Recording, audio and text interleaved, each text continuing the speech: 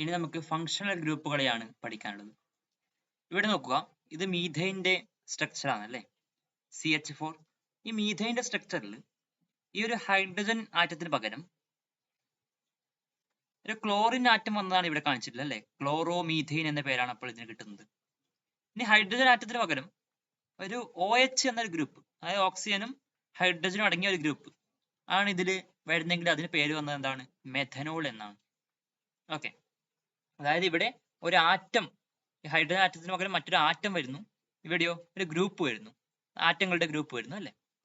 ഇത്തരം സാഹചര്യങ്ങളിൽ ഈ മെഥനോളിന്റെയും ക്ലോറോമീഥൈന്റെയും ഒക്കെ സ്വഭാവം, അതായത് രാസഭൗതിക കെമിക്കലും ഫിസിക്കലും ആയിട്ടുള്ള പ്രോപ്പർട്ടീസ് എൻറ്റയർലി ഡിഫറെന്റ് ആണ്. കംപ്ലീറ്റ് ആയിട്ടും ഈ മീഥൈന്റെ പ്രോപ്പർട്ടീസിൽ നിന്നും വ്യത്യസ്തമാണ്. ആ ഒരു കാര്യമാണ് ഇവിടെ പഠിക്കാനുള്ളത്, ഫങ്ഷണൽ ഗ്രൂപ്പുകൾ. നമ്മൾ ഇതുവരെ ചർച്ച ചെയ്ത ഓർഗാനിക് സംയുക്തങ്ങളിലെ ഘടകമൂലകങ്ങൾ ഏതെല്ലാം? Carbon and hydrogen. Okay, what are the constituent elements of the organic compounds discussed so far? ഇത്ര നേരം നമ്മൾ ഡിസ്കസ് ചെയ്തുകൊണ്ടത് കാർബണും ഹൈഡ്രജനും അടങ്ങിയ കോമ്പൗണ്ട്സിനെ കുറിച്ചിട്ടായിരുന്നു. എന്നാൽ കാർബൺ ആറ്റങ്ങൾക്കൊപ്പം ഹൈഡ്രജൻ കൂടാതെ മറ്റ് ആറ്റങ്ങളും ആറ്റങ്ങളുടെ ഗ്രൂപ്പുകളും, കണ്ടോ ഇവിടെ ആറ്റം, ഇവിടെ ആറ്റങ്ങളുടെ ഗ്രൂപ്പ് അല്ലെ, ഇങ്ങനെ അടങ്ങിയ സംയുക്തങ്ങളുണ്ട്. There are compounds in which carbon atoms are bonded. Carbon atoms bond ചെയ്യപ്പെട്ടിരിക്കുന്നു. എന്തിനോട്? ടു ആറ്റംസ്, ആറ്റത്തോടോ, or groups of atoms, group of atoms, ആറ്റങ്ങളുടെ ഗ്രൂപ്പുകളുമായോ. അതർ ദാൻ ഹൈഡ്രജൻ, ഹൈഡ്രജനെ കൂടാതെ ഇവയുമൊക്കെ ആയിട്ട് ബോണ്ട് ചെയ്യപ്പെട്ടിട്ടുണ്ട്, അത്തരം കോമ്പൗണ്ട്സ് ഉണ്ട് എന്നാണ് പറഞ്ഞത്. മീഥൈനിലെ ഒരു ഹൈഡ്രജന് പകരം ഒരു OH ഗ്രൂപ്പ് വരുന്ന സംയുക്തമാണ് മെഥനോൾ. ഇവിടെ കൊടുത്തിട്ടുള്ളത്. Methanol is a compound in which a hydrogen atom in methane is replaced by an OH group. ഹൈഡ്രജന് പകരം replaced by OH group. Similarly, അതേപോലെ Cl ആറ്റം അല്ലെ, ഒരു വരയുണ്ട്, എന്താണത്? ബോണ്ട്. ഇതാണ് ബോണ്ട് ചെയ്യപ്പെട്ടിട്ടുണ്ട് അല്ലെ, അതാണ് Cl എന്ന് കൊടുത്തത്. Cl ആറ്റം വരുന്ന ഒരു സംയുക്തമാണ് ക്ലോറോമീഥൈൻ. ഈ പേര് വരുന്നത് എങ്ങനെയാണെന്നൊക്കെ നമുക്ക് പഠിക്കാനുണ്ട്. Okay, similarly chloromethane is a compound where a Cl atom is present. അവിടെ ഒരു Cl ആറ്റം പ്രസന്റ് ആണ്. മീഥൈനിന്റെ രാസഭൗതിക സ്വഭാവത്തിൽ നിന്ന് തികച്ചും വ്യത്യസ്തമാണ് മെഥനോളിന്റെയും ക്ലോറോമീഥൈന്റെയും രാസഭൗതിക സ്വഭാവങ്ങൾ. The chemical and physical properties of methanol, മെഥനോളിന്റെയും ക്ലോറോമീഥൈന്റെയും are entirely different from those of methane. മീഥൈനിൽ നിന്ന് entirely different ആണ്. ഇനി എന്താണ് ഫങ്ഷണൽ ഗ്രൂപ്പ് എന്ന് ചോദിച്ചാൽ അതിന് ഡെഫിനിഷൻ വേണ്ടേ, അതാണ് ഇവിടെ കൊടുത്തിട്ടുള്ളത്. നമുക്കൊരു 6 ഫങ്ഷണൽ ഗ്രൂപ്പ്സ് പഠിക്കാനുണ്ട്. അതിൽ ഈ ക്ലാസ്സിൽ നമുക്കൊരു 3 പഠിക്കാം. ഒരു ഓർഗാനിക് സംയുക്തത്തിൽ കാർബണിനോട് ബന്ധിക്കപ്പെട്ടിട്ടുള്ള ആറ്റം അല്ലെങ്കിൽ ആറ്റം ഗ്രൂപ്പാണ് ആ സംയുക്തത്തിന്റെ സവിശേഷമായ രാസഭൗതിക ഗുണങ്ങൾ നിർണയിക്കുന്നത്. An atom or group of atoms bonded to carbon in an organic compound determines, നിർണയിക്കുന്നു എന്ത്?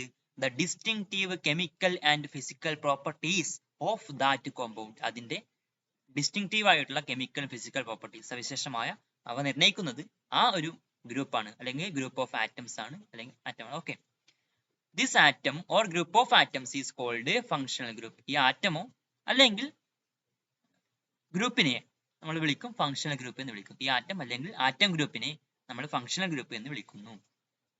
ഇനി കുറച്ച് ഫങ്ഷണൽ ഗ്രൂപ്പുകൾ നമുക്ക് പരിചയപ്പെടാം. നമ്മൾ ജസ്റ്റ് ഇതൊന്ന് ഡീറ്റെയിൽ ആയിട്ട് പറയുന്നു, അതിനുശേഷം എക്സാമ്പിൾ ചെയ്തു നോക്കും. ഓക്കെ, അപ്പൊ നമുക്ക് കൃത്യമായിട്ട് മനസ്സിലാവും എങ്ങനെയാണ് ചെയ്യുന്നതെന്നൊക്കെ. Hydroxyl group OH. ഓക്കെ, ഇങ്ങനെയാണ്, ഓക്സിജനും ഹൈഡ്രജനും ഉണ്ട് ആ ഗ്രൂപ്പിൽ. ഇത് ലാസ്റ്റ് ഒരു ടേബിൾ പഠിക്കാനുണ്ട്, അതിൽ ഇതൊക്കെ ലിസ്റ്റ് ചെയ്തിട്ടുണ്ട്, ഈ ഗ്രൂപ്പ്സ് ഒക്കെ. മീഥൈനിൽ നിന്ന് ഒരു ഹൈഡ്രജൻ ആറ്റത്തെ നീക്കം ചെയ്ത് OH ഗ്രൂപ്പ് വരുന്നതിന്റെ ഫലമായിട്ടാണ് മെഥനോളിന്റെ ഘടന ഉണ്ടാകുന്നത് എന്ന് മനസ്സിലായല്ലോ. നമ്മൾ നേരത്തെ കണ്ട ഈ രണ്ടാമത്തെ ചിത്രം. It's understood from figure 1.1 that methanol is formed. Methanol ഉണ്ടാകുന്നത് എങ്ങനെയാണ്? As a result of replacing a hydrogen atom of methane with an OH group. ഈ പറഞ്ഞ കാര്യം തന്നെയാണ്. കാർബൺ ചെയിനിലുള്ള OH ഗ്രൂപ്പാണ് മെഥനോളിന്റെ പ്രധാന സ്വഭാവങ്ങൾക്ക് കാരണം.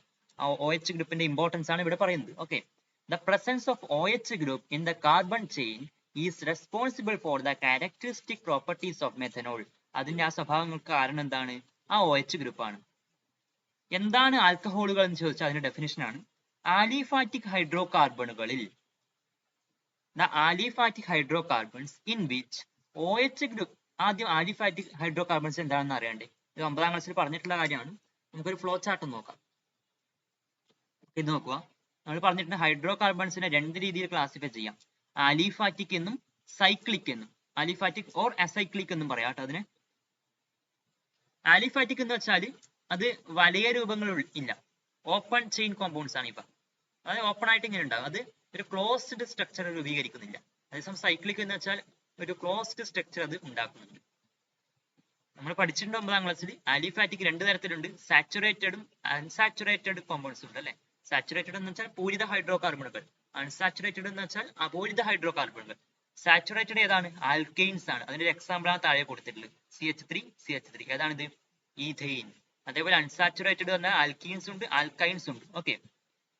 സൈക്ലിക് 2 തരമുണ്ട്, ആലിസൈക്ലിക്കും അരോമാറ്റിക്കും ഉണ്ട്. ആലിസൈക്ലിക് എന്ന് വെച്ചാൽ ഈ ആൽക്കീൻസും ആൽക്കൈൻസിനൊക്കെ പോലെ തന്നെയാണ്, പക്ഷെ അവ ഒരു സൈക്ലിക് രൂപം, ഒരു വലയ രൂപം പ്രാപിക്കുന്ന കോമ്പൗണ്ട്സ് ആണ്, അതിന് വലയ രൂപത്തിലുള്ള കോമ്പൗണ്ട്സ് ആണ്. അതേസമയം അരോമാറ്റിക് കോമ്പൗണ്ട്സ് എന്നത് അവയ്ക്ക് ഫ്രാഗ്രൻസ് ഉണ്ടാകും, സുഗന്ധമുള്ള കോമ്പൗണ്ട്സ് ആണ്. ഏകദേശം ഇതുപോലുള്ള ബെൻസീൻ റിംഗ് എന്നൊക്കെ പഠിച്ചിട്ടുണ്ടല്ലോ 9ാം ക്ലാസ്. ഓക്കെ, അതാണ് ഇവിടെ പറഞ്ഞിട്ടുള്ളത്. അലിഫാറ്റിക് കോമ്പൗണ്ടുകൾ എന്ന് വെച്ചാൽ ആ ഓപ്പൺ ചെയിൻ കോമ്പൗണ്ട്സിനെയാണ് ഉദ്ദേശിച്ചത് എന്ന് മനസ്സിലാക്കുക. ഓക്കെ, ആലിഫാറ്റിക് ഹൈഡ്രോ കാർബണുകളിൽ OH ഫങ്ഷണൽ ഗ്രൂപ്പായി വരുന്ന സംയുക്തങ്ങളെ ആൽക്കഹോളുകൾ എന്ന് വിളിക്കുന്നു. The aliphatic hydrocarbons in which OH group is attached as a functional group are called alcohols. Okay. ഇതിനെങ്ങനെയാണ് പേര് കൊടുക്കുന്നതെന്ന് അറിയാം. അക്കോർഡിംഗ് ടു IUPAC മെത്തേഡ്, ആൽക്കഹോളുകളെ നാമകരണം ചെയ്യുന്നത് കാർബൺ ആറ്റങ്ങളുടെ എണ്ണം അനുസരിച്ചുള്ള ആൽക്കൈനിന്റെ പേരിലെ ഈക്ക് പകരം ഓൾ എന്ന പ്രത്യയം ചേർത്തിട്ടാണ്. ഒരു എക്സാമ്പിൾ പറഞ്ഞാൽ മീഥെയിൻ അറിയാലോ, ഒരു കാർബൺ ആറ്റം മാത്രം വരുമ്പോൾ മീഥെയിൻ എന്നൊരു പേരിൽ ഉണ്ടായിരുന്നത്, അതിൽ ഈ കുറച്ചിട്ട് ഈ എന്നത് അവിടുന്ന് ഒഴിവാക്കിയിട്ട് പകരം ഓയിൽ എന്ന് ചേർത്താൽ എന്ത് വരും? മെഥനോൾ എന്ന് വരും. ഈക്ക് പകരം ഓയിൽ എന്ന് ചേർക്കും. ഓക്കെ, മീഥെയിൻ ഈ കുറച്ചിട്ട് പ്ലസ് അതിനോടൊന്നിച്ച് ഓൾ എന്ന് ചേർക്കും, അപ്പൊ മെഥനോൾ എന്ന പേര് കിട്ടും. പൊതുവായിട്ട് നമുക്ക് പറയാം. അങ്ങനെയാണെങ്കിൽ ഇവിടെ ഈഥെയിൻ, അതിൽ നിന്ന് ഈ കുറച്ചിട്ട് ഓൾ ചേർത്താലോ? എഥനോൾ.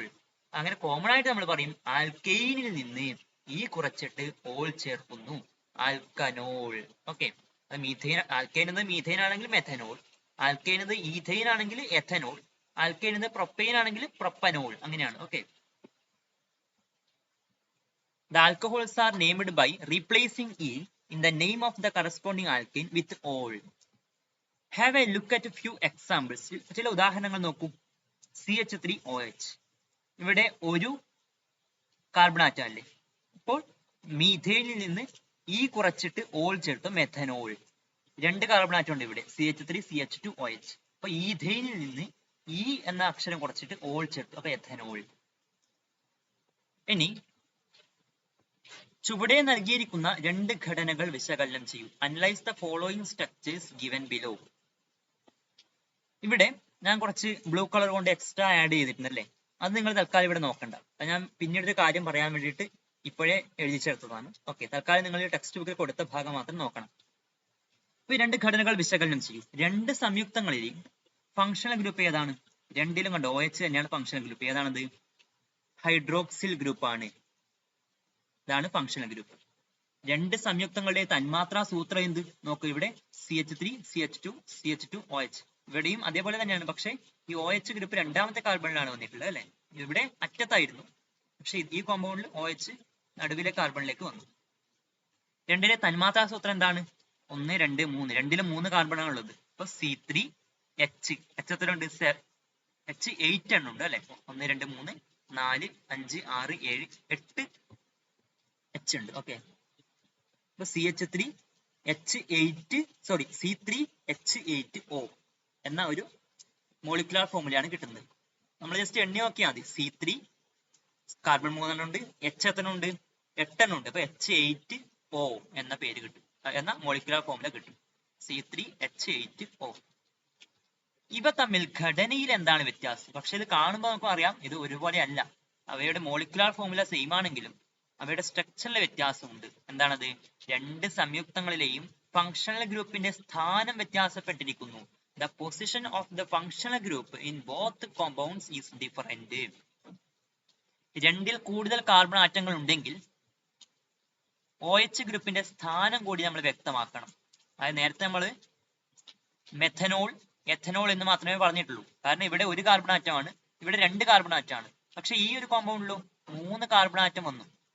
ഓക്കെ, അപ്പൊ അങ്ങനെ 2ൽ കൂടുതൽ കാർബൺ ആറ്റങ്ങൾ ഉണ്ടെങ്കിൽ OH ഗ്രൂപ്പ് എത്രാമത്തെ കാർബൺ ആറ്റത്തിലാണ് എന്ന് കൂടി നമ്മൾ വ്യക്തമാക്കണം. When there are more than 2 carbon atoms, the position of the OH group needs to be specified. അതും കൂടി നമ്മൾ ആ പേരിൽ വ്യക്തമാക്കണം. IUPAC നിയമപ്രകാരം ഇത്തരം സംയുക്തങ്ങൾ നാമകരണം ചെയ്യുമ്പോൾ ശ്രദ്ധിക്കേണ്ട കാര്യങ്ങൾ എന്തൊക്കെയാണ്? The following points need to be considered. എന്തൊക്കെയാണ്? ഒന്നാമത്തത്, OH ഗ്രൂപ്പുള്ള കാർബൺ ഉൾപ്പെടുന്ന ചെയിനിനെ പ്രധാന ചെയിനായി പരിഗണിക്കണം. പേര് കൊടുക്കുമ്പോൾ നമ്മൾ പ്രധാന ചെയിനായിട്ട് പരിഗണിക്കുന്ന ഒരു ചെയിൻ ഉണ്ടല്ലോ, അതിൽ OH ഗ്രൂപ്പ് ഉണ്ടായിരിക്കണം. ആൽക്കഹോൾസിന് നമ്മൾ പേര് കൊടുക്കുമ്പോൾ the carbon chain containing the OH group should be considered as the main chain. അതിനാണ് ഞാൻ ഇങ്ങനെ ഒരു ചിത്രം വരച്ചത്, അത് പറയാൻ വേണ്ടിയിട്ടാണ്. നോക്കൂ, നമുക്ക് ഇവിടെ ഒരു കോമ്പൗണ്ട് ഉണ്ട് അല്ലെ. ഈ ഒരു കോമ്പൗണ്ട് ഇപ്പൊ നിങ്ങൾ ഈ ബ്ലൂ കളർ എഴുതിയടക്കം ആഡ് ചെയ്തിട്ടുള്ള ഒരു കോമ്പൗണ്ടാണ് നിങ്ങൾ നോക്കേണ്ടത്. അപ്പൊ നിങ്ങൾ ഇതിൽ മെയിൻ ചെയിൻ ഏതെടുക്കും? നമ്മൾ ഇങ്ങനെ ഒരു ചെയിൻ എടുത്താലും, ഇങ്ങനെ ചെയിൻ എടുത്താൽ 1 2 3 4 5 6 7 കാർബൺ ആറ്റം ഉണ്ടല്ലേ. നമ്മൾ ഇങ്ങനെ ഒരു ചെയിൻ എടുത്താലോ, അതിൽ 1 2 3 4 5 6 കാർബൺ ആറ്റം ഉള്ളത്. അപ്പോൾ നിങ്ങൾ ഇവിടെ 7 കാർബൺ ആറ്റം അടങ്ങിയ ഈ ഒരു ചെയിൻ അല്ല ഇവിടെ പരിഗണിക്കേണ്ടത്. കാരണം എന്താണ്? ഇവിടെ OH ഗ്രൂപ്പിന് നമ്മൾ ഇമ്പോർട്ടൻസ് കൊടുക്കണം. അതുകൊണ്ട് 6 കാർബൺ ആറ്റം ഉള്ള ഈ ഒരു ചെയിനാണ് നിങ്ങൾ പേരെഴുതുമ്പോൾ പരിഗണിക്കേണ്ടത്. ആ ഒരു കാര്യമാണ് പറഞ്ഞിട്ടുള്ളത്. OH ഗ്രൂപ്പുള്ള കാർബൺ ഉൾപ്പെടുന്ന ചെയിനിനെ പ്രധാന ചെയിനായിട്ട് പരിഗണിക്കണം. ഓക്കെ, രണ്ടാമത്തെ എന്താണ്? ഫങ്ഷണൽ ഗ്രൂപ്പ് ബന്ധിച്ചിരിക്കുന്ന കാർബണിന് ചെറിയ സ്ഥാനസംഖ്യ ലഭിക്കത്തക്ക വിധം കാർബൺ ആറ്റങ്ങൾക്ക് നമ്പർ നൽകണം. നമ്മൾ നേരത്തെ പറഞ്ഞിട്ടുള്ള റൂൾസ് പോലെ തന്നെയാണ് ഇതും. എന്താണ്? The carbon atoms should be numbered in such a way that the carbon atom to which the functional group is attached gets the lowest position number. അതിന് ചെറിയ പൊസിഷൻ നമ്പർ വരുന്ന രീതിയിൽ വേണം നമ്മൾ നമ്പർ ഇടാൻ വേണ്ടിയിട്ട്. അതായത് നമ്മൾ ലെഫ്റ്റ് റൈറ്റും ലെഫ്റ്റും ഒക്കെ നമ്പർ ഇട്ട് നോക്കണം. അപ്പൊ എപ്പോഴാണ് ആ OH ഗ്രൂപ്പുള്ള കാർബൺ ആറ്റത്തിന് കുറഞ്ഞ സ്ഥാനസംഖ്യ ലഭിക്കുന്നത്, ആ നമ്പറിംഗ് ആണ് നമ്മൾ സ്വീകരിക്കേണ്ടത്. മൂന്നാമത്തെ പോയിന്റ് എന്താണ്? പ്രധാന ചെയിനിലെ കാർബൺ ആറ്റങ്ങളുടെ എണ്ണം അനുസരിച്ചുള്ള ആൽക്കൈനിന്റെ പേരിലെ ഇ മാറ്റി OH ഗ്രൂപ്പിന്റെ സ്ഥാനസംഖ്യ നൽകിയ ശേഷം ഓൾ എന്ന പ്രത്യയം ചേർക്കണം. സ്ഥാനസംഖ്യ കൂടെ കൊടുക്കാൻ വേണ്ടിയിട്ട് അല്ലെ. അതായത് ഇ എന്ന് മാറ്റിയിട്ട്, ഒരു എക്സാമ്പിൾ പറയാം, ഇ എന്ന് മാറ്റിയിട്ട് ഓൾ ചേർക്കണം. And indicate the position number of the OH. ഈ ഓൾ എന്ന് ചേർക്കുന്നതിന് മുമ്പ് OH എത്രാമത്തെ പൊസിഷനിലാണെന്ന് ഇൻഡിക്കേറ്റ് ചെയ്യണം. എപ്പോഴാണ് ഈ ഒരു കാര്യം പരിഗണിക്കേണ്ടത്? അതിൽ 2ലധികം കാർബൺ ആറ്റങ്ങൾ ഉൾപ്പെട്ടിട്ടുണ്ടെങ്കിൽ. കണ്ടോ, ഇവിടെ പറഞ്ഞിട്ടില്ലേ മോർ ദാൻ 2 കാർബൺ ആറ്റംസ് ഉണ്ടെങ്കിൽ.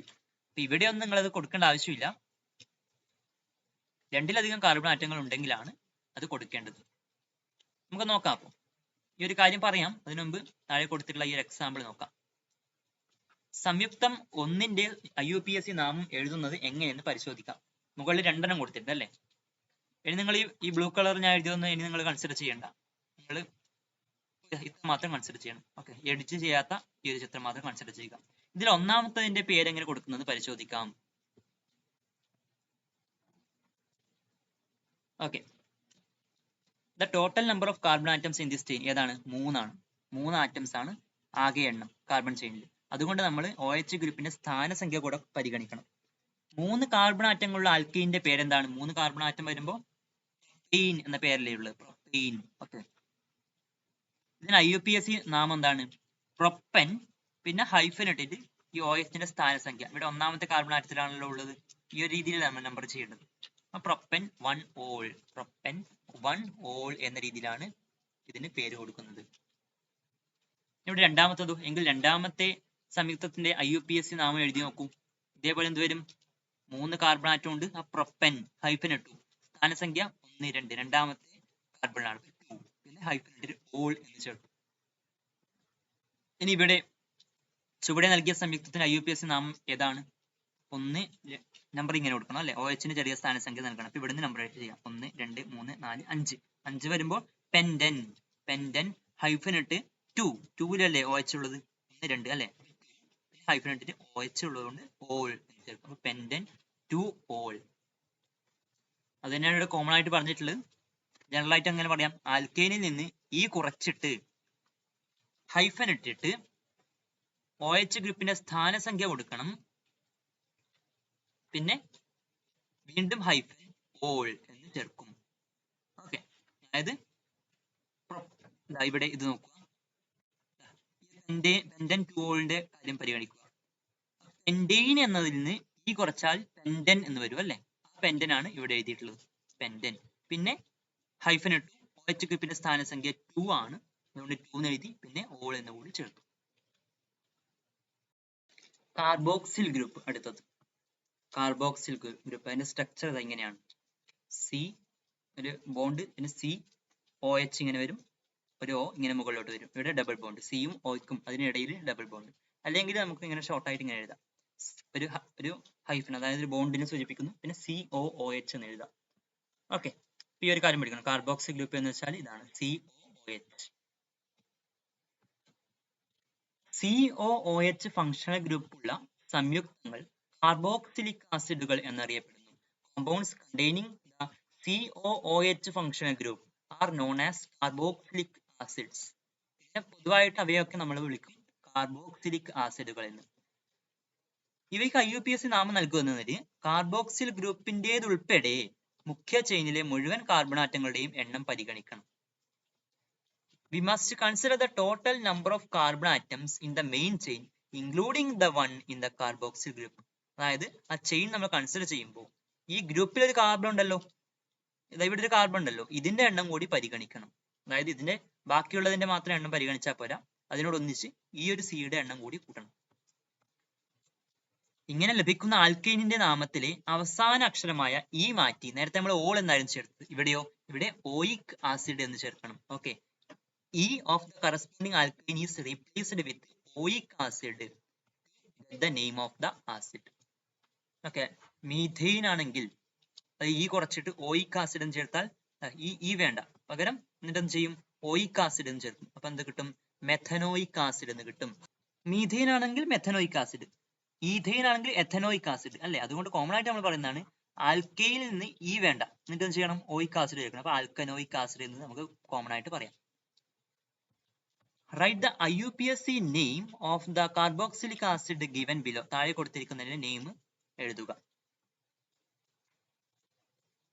ഇതെന്താണ്, നമ്മുടെ ഫങ്ഷണൽ ഗ്രൂപ്പ് ആണ് അല്ലെ. ഒരു CH3 ബോണ്ടിൽ ഏർപ്പെട്ടിരിക്കുന്നു. അപ്പൊ എത്ര കാർബൺ ആറ്റം ഉണ്ടെന്ന് പരിഗണിക്കണം. ഈ ഒരു കാർബൺ ആറ്റവും പിന്നെ ഇതിലുള്ള കാർബൺ ആറ്റവും 2. അപ്പൊ എന്ത് വരും, ഈഥെയിൻ എന്ന് വരും അല്ലെ. ഒരു കാര്യം താഴെ കൊടുത്തിട്ടുണ്ട്. ഈ ചെയിനിലെ കാർബൺ ആറ്റങ്ങളുടെ എണ്ണം എത്രയാണ്, 2 ആണ്. IUPAC നാമം എന്താണ്, ethanoic acid, ethanoic acid. Okay, അതായത് ഈഥെയിനിൽ നിന്ന് ഈ കുറച്ചിട്ട് ഈ വേണ്ട, പകരം ഓയിക് ആസിഡും ചേർത്തു, അപ്പൊ എഥനോയിക് ആസിഡ് എന്ന് കിട്ടും. ഈ പട്ടിക പൂർത്തിയാക്കുക. ഓക്കെ, ഇത് നിങ്ങൾ ഒന്ന് സ്വയം ചെയ്യാൻ കഴിയുമോ എന്ന് നോക്കുക, എന്നിട്ട് ഞാൻ ഇവിടെ പറയുന്നത് കേൾക്കാം. ഓക്കെ, നോക്കിക്കോളൂ. Compound IUPAC name HCOOH. എത്ര കാർബൺ, ഇത് ഗ്രൂപ്പ് ആണ് അല്ലെ. അപ്പൊ എത്ര കാർബൺ ഉണ്ട് ആകെ, ഇവിടെ ഒന്നുമില്ല, COOH ഒറ്റ കാർബൺ മാത്രമേ ഉള്ളൂ അല്ലെ. അപ്പൊ 1. അപ്പം മീഥെയിൻ എന്ന പേരാണ് അല്ലെ, മീഥെയിൻ. അതിൽ ഈ കളഞ്ഞു. ഓക്കെ, ഈ മാറ്റിയിട്ട് പകരം എന്ത് ചേർത്തു, ഓയിക് ആസിഡ് എന്ന് ചേർത്തു, അപ്പൊ മെഥനോയിക് ആസിഡ്. രണ്ടാമത്തതോ, ഇത് നോക്കുക, എത്ര കാർബൺ ഉണ്ട്, ഇവിടെ 1, പിന്നെ ഈ ഫങ്ഷൻ ഗ്രൂപ്പിലെ 1, അപ്പൊ എത്ര ഉണ്ട്, 2. അപ്പൊ ഈഥെയിൻ എന്ന പേരിൽ നിന്ന് ഈ മാറ്റിയിട്ട് പകരം ഓയിക് ആസിഡ് എന്ന് ചേർത്തു, എഥനോയിക് ആസിഡ് എന്ന പേര് വന്നു. ഓക്കെ, അടുത്തതോ, പേര് തന്നിട്ടുണ്ട് പ്രൊപ്പനോയിക് ആസിഡ്. അപ്പൊ എന്ത് ചെയ്യണം, CH3 CH2 COOH ഇങ്ങനെ എഴുതാം. അപ്പൊ എത്ര, ഇതിലെ ഒരു കാർബൺ, പിന്നെ പ്രൊപ്പൻ ആയതുകൊണ്ട് 2 കാർബൺ കൂടെ വേണം അല്ലെ. അപ്പൊ ഇവിടെ ഇതിലൊരു കാർബണും പിന്നെ 2 കാർബൺ എക്സ്ട്രാ വരുന്ന രീതിയിൽ ഇങ്ങനെ കൊടുക്കാം. ഇവിടെ 1 2 3, ഇപ്പൊ 3 എണ്ണമായി അല്ലെ. എന്നിട്ട് നമ്മൾ ഹൈഡ്രജൻ ഫില്ല് ചെയ്യണം. എങ്ങനെ ഫില്ല് ചെയ്യും, ഇവിടെ ഒരു ബോണ്ടായി, അപ്പൊ ഈ കാർബണിന് റൈറ്റ് സൈഡിൽ ഒരു ബോണ്ടായി, ഇനി തൊട്ടടുത്ത കാർബണിലേക്ക് ഒരു ബോണ്ടും കൂടെ ചേർക്കേണ്ടി വരും. ഓക്കെ, അപ്പൊ 2 ആയി. ഇനി 2 എണ്ണം കൂടെ വേണമല്ലോ, അതുകൊണ്ട് നമ്മൾ H2 കൂടെ ആഡ് ചെയ്തു. അപ്പൊ 1, ഇവിടെ 2 എണ്ണം, ഇവിടെ 1 കൂടി, അപ്പൊ 1, 2 ഹൈഡ്രജനിലേക്കുള്ള 2 ബോണ്ടുകൾ, അപ്പൊ 3 ആയി. പിന്നെ ഈ ഒരു ബോണ്ട്, അപ്പൊ 4 ആയി. ഓക്കെ, ഈ ഒരു കാര്യം നമ്മൾ കഴിഞ്ഞ ക്ലാസ്സിൽ ഡിസ്കസ് ചെയ്യുന്നതാണ്, എങ്ങനെയാണ് ഹൈഡ്രജൻ ആറ്റം എത്രയുണ്ട് എന്നൊക്കെ പറയുന്നത് എന്ന്. ഓക്കെ, അടുത്തതോ, 1 2 3 4 കാർബൺ ആറ്റം, ബ്യൂട്ടനോയിക് ആസിഡ്. അടുത്തത് ആൽഡിഹൈഡ് ഗ്രൂപ്പ്, ഇങ്ങനെ കൊടുക്കും, CHO. ഓക്കെ, ഇത് ഇതേപോലെ നിങ്ങൾ എഴുതി പഠിക്കേണ്ടതുണ്ട്. അല്ലെങ്കിൽ നമ്മൾ സിമ്പിൾ ആയിട്ട് ഇങ്ങനെ കൊടുക്കും CHO.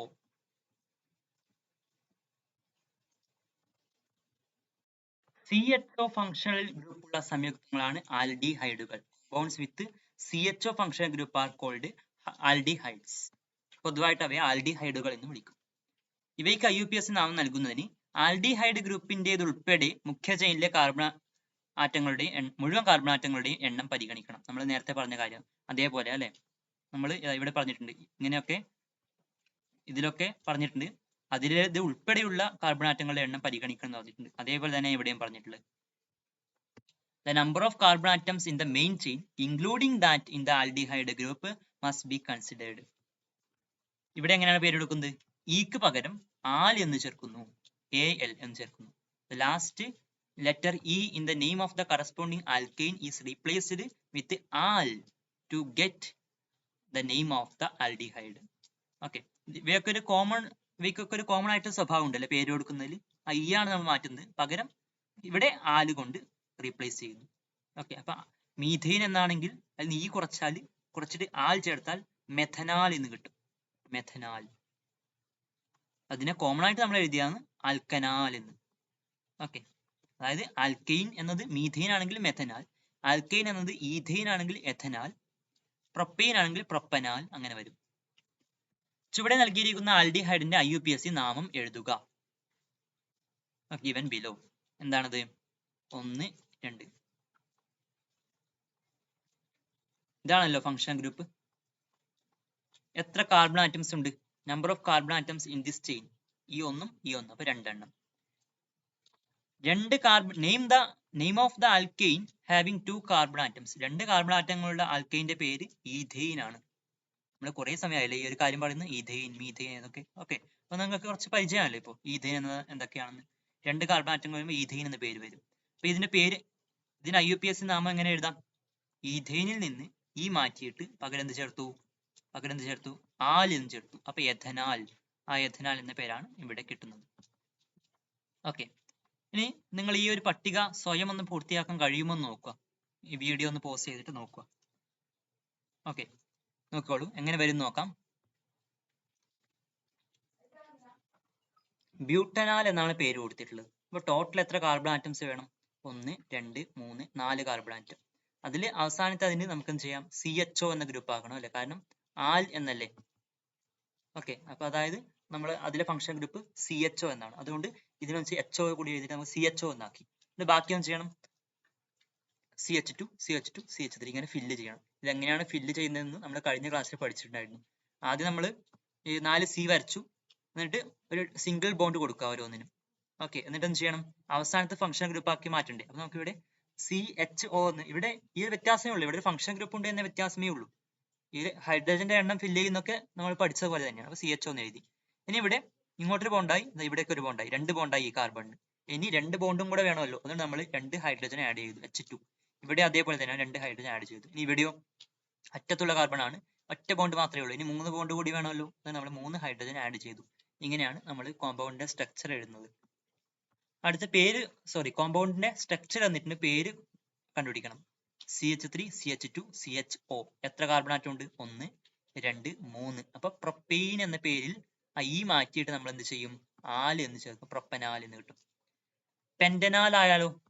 1 carbon, 2 carbon, 3 carbon, 4 carbon, 5 carbon നമ്മൾ എഴുതി വെച്ചു ആദ്യം. എന്നിട്ട് ഓരോ ബോണ്ട് കൊടുത്തു.